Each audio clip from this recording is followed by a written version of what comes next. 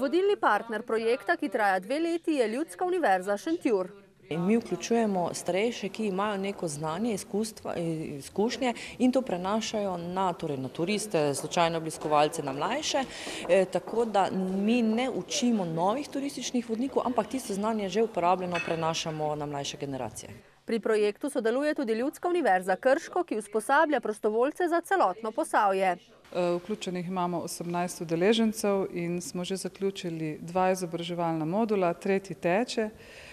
In udeleženci spoznavajo naravno dediščino Posavja, kulturno dediščino Posavja in se usposabljajo za delo v kulturi po končanem projektu, kjer bodo delali tako kot eni vodiči po kulturni in naravni dediščini. Projekt naj bi zaključili sredi marca prihodnje leto, še letos pa nameravajo izdati večjezični katalog. Slovenskega, hrvaškega in pa v 3 tujih jezikih še, v katerem bomo predstavili določene, bom rekla, kulturno-naravno dediščino iz vsakega območja, povezali skupaj skupni katalog, tako da bo to nekako tudi promocija Slovenije na tej strani in pa Hrvaške seveda v tem katalogu.